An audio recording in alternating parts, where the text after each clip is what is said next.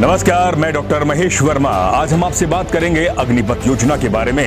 एक ऐसी योजना जिसको लेकर लगातार बवाल उठ रहा है और भारत के कोने कोने से जो युवा हैं, जो जवान फौज में भर्ती होना चाह रहे थे, उसको उन्होंने इस पूरी व्यवस्था पर सवाल उठा दिया है। सवाल है जहां केंद्रीय रक्षा मंत्री ने अपने तीनों सेनाओं के प्रमुख और चीफ आर्मी स्टाफ के साथ मिलकर बैठक करके एक प्रेस कॉन्फ्रेंस की और इस योजना का ऐलान किया कि अग्निपथ योजना के तहत 4 साल के लिए भारत के जवान यानी कि युवा तीनों सेनाओं में भर्ती होंगे और ये योजना सिर्फ 4 साल के लिए होगी, यानी कि संविदा पर एक तरह से कहा जाए कॉन्ट्रैक्ट पर होगी। और इस योजना के तहत चौथे साल में मूल्यांकन किया जाएगा और उन्हें ही 25% युवाओं को नियमित किया जाएगा। बड़ा सवाल, क्या ये योजना आने वाले समय में क्या भारत की जो सैन्य ताकत है उसको पूरी तरह से सुदृढ़ कर पाएगी? यह मनोबल तौर पर भारत को एक सैन्य तौर पर अब मजबूत कर पाएंगे? ये बड़ा सवाल उठ रहा है और ये सवाल मैं नहीं, सैन्य जो सेना के पूर्व अधिकारी हैं वो भी सवाल उठा रहे हैं और वो कह रहे हैं कि जो जवान जो भर्ती होंगे 4 साल के लिए, उनकी विश्वसनीयता और साथ ही गोपनीयता पर भी सवाल उठेगा। ये बड़ा सवाल है, लेकिन मैं इस योजना के जो मेन पॉइंट्स हैं उसके बारे में आपको बता दूं कि 17.5 से 21 साल तक इसमें भर्ती की प्रक्रिया रहेगी। आप इसमें भर्ती कर सकते, आप इसमें अपनी भर्ती के लिए आप आवेदन कर सकते हैं और साथ ही 3 साल तक इसमें 30,000 और चौथे साल आपको 40,000 रुपए मिलेंगे और चौथे साल में मूल्यांकन होगा जिसमें आपको नियमित करने की एक बड़ा प्रावधान किया जाएगा। उसमें आपको देखा जाएगा कि आपकी जो 3 साल 4 साल की जो नौकरी है उसमें कितना आप फिट थे। लेकिन सवाल इससे भी बड़ा, सामाजिक स्थिति पर आप देखें तो इस पूरी स्थिति को, सामाजिक और आर्थिक स्थिति पर बड़ा सवाल उठ रहा है कि जब हमारी नौकरी ही नियमित नहीं होगी, हमारी नौकरी पे ही कॉन्ट्रैक्ट पर होगी, संविदा पर होगी, तो हम कि जो आदमी का जो जीवन में अपनी आर्थिक संपन्नता के लिए सुरक्षित महसूस करता है उस पर ही सवाल उठेगा, तो वो अपनी सैन्य सेवाएं कैसे दे पाएगा? इसी पर सवाल उठ रहा है। और बड़ा सवाल ये भी है कि जो गांव के ढाणियों के, खासतौर पे गरीब, दलित, वंचित समाज का युवा ही सेना में भर्ती होता है।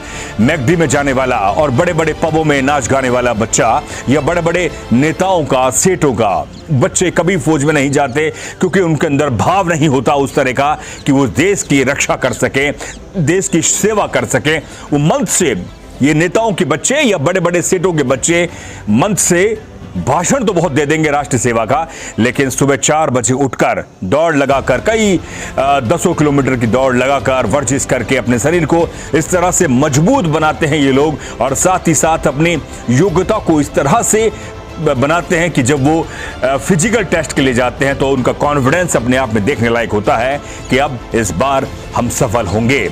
लेकिन जब ये खबर उन नियमित जो तैयारी करने वाले छात्रों को, युवाओं के जहन में आई, तो वो आज वो उग्र हो गए। देश के कोने कोने में, जहां बिहार के कई जिलों पर आप देख सकते हैं कि तस्वीरों में बिहार में, राजस्थान में, हरियाणा के अंदर युवा सड़कों पर आए और मौजूदा सरकार से सवाल उठा रहे हैं कि आखिर आपने इस योजना को लागू करके भारत की जो सौहार्द है, जो सामाजिक स्थिति है, उसको भी बिगाड़ने का आपने काम किया है। ये बड़ा सवाल है और खास तौर पे इसमें बड़ी बात यह है कि जो 4 साल की जो नौकरी होगी, इसमें किसी भी तरह से इन युवाओं को कोई एक्स सर्विसमैन का फायदा भी नहीं मिलेगा और किसी भी तरह से इनको ग्रेजुएटी पेंशन भी नहीं मिलेगी जिससे कि वो और दूसरी नौकरियों में आवेदन कर सकें। यही इनको सता रही है क्योंकि उनके जो सपने हैं, वो चाह रहे थे कि जो फौज में हम भर्ती होते हैं लगभग 20 साल तक वो नौकरी करते हैं, उसके बाद एक्स सर्विसमैन का उन्हें फायदा मिलता है। ये बड़े सवाल हैं।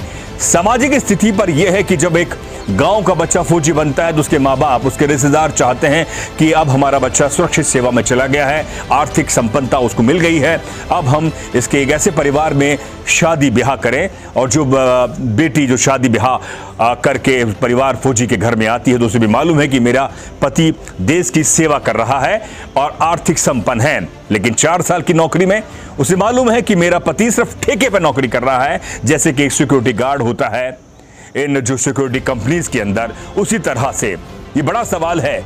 आप सोचें कि जब हमारा सैन्य मनोबल नहीं होगा तो हम भारत की राष्ट्र सेवा सीमाओं पर कैसे कर पाएंगे, फौज में हम कैसे कर पाएंगे, ये बड़ा सवाल उठ रहा है। और इसकी सामाजिक स्थिति को, सांस्कृतिक स्थिति पर भी हमें सवाल पूछना होगा, अन्यथा ये पूरा जो ताना बाना है भारत का, खास तौर पर क्योंकि बहुत बड़ी तादाद में लगभग दुनिया की दूसरे या तीसरे नंबर की फौजी भारत में हैं, लगभग 12-15 लाख इसमें फौजी हैं और बताया जाता है कि लगभग 1 से 1.5 लाख इसमें भर्तियां या आवेदन और मांगे जाएंगे। ऐसा योजना थी। पिछले 2-3 साल से जो युवा हैं, जवान हैं, प्रैक्टिस कर रहे थे, तैयारी कर रहे थे कि अब जो हमारी सैन्य फोर्स हैं आवेदन निकालेगी। लेकिन सरकार ने जो अग्निपथ योजना के तहत जो योजना निकाली है या स्कीम निकाली है, उससे उनके युवाओं का सपना टूट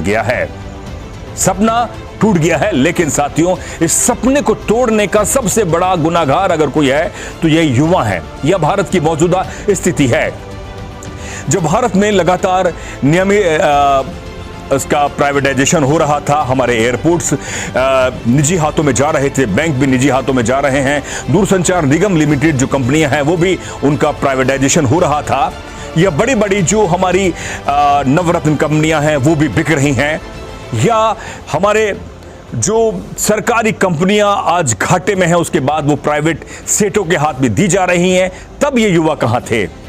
उस समय युवा धर्म की चाशनी चाट कर मदमस्त हो रहे थे। उन्हें सिर्फ हिंदू राष्ट्र बनाने का सपना वो देख रहे थे और चाह रहे थे कि हम भी इस राम मंदिर में जाकर ढोल लगाकर और हिंदू राष्ट्र का एक बड़ा भारत बनाएंगे। लेकिन जब पेट पर लात पड़ी, सबसे बड़ी लात आपके पेट पर होती है, तो आज वही युवा आज सड़कों पर आ गए हैं।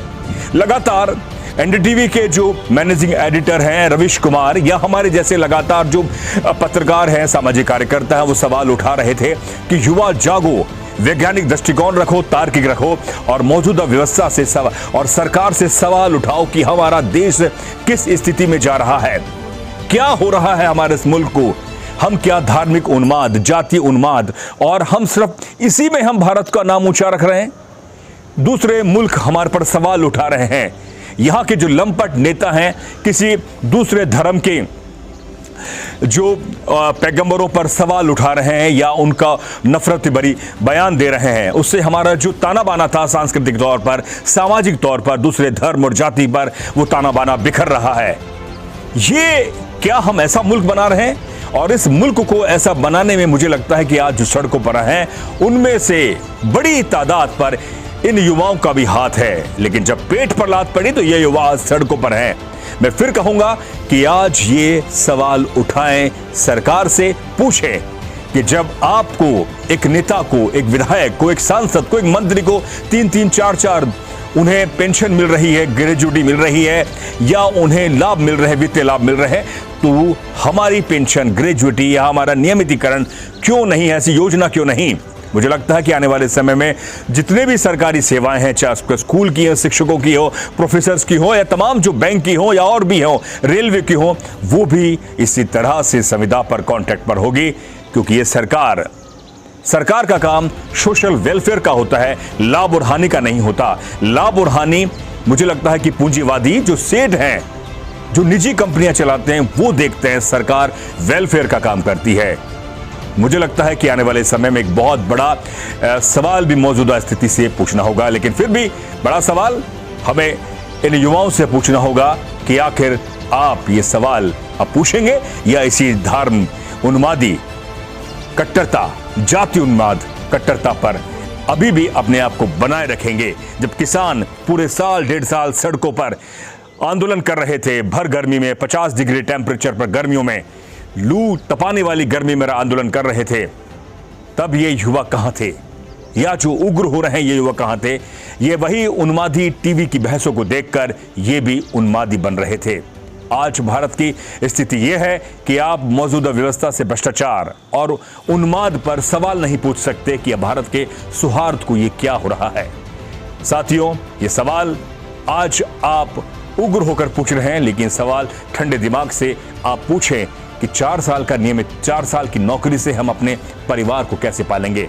क्या हम इतने सक्षम हो पाएंगे कि 4 साल के बाद हम पुनः फिर दोबारा से तैयारी करें या दूसरी सेवाओं में जाएं। ये बड़ा आर्थिक मुद्दा है, सामाजिक मुद्दा है और बड़ा ये हमारा सांस्कृतिक मुद्दा भी है। साथियों, हमारा ये पूरा एनालाइज, हमारा जो पूरा विश्लेषण आपको कैसा लगा, आप अपनी राय डेमोक्रेटिक भारत पर जरूर बताएं, क्योंकि आपकी एक एक राय पूरे भारत में एक नया सवाल भी पैदा करेगा। दीजिए डॉक्टर महेश वर्मा को इजाजत। शुक्रिया।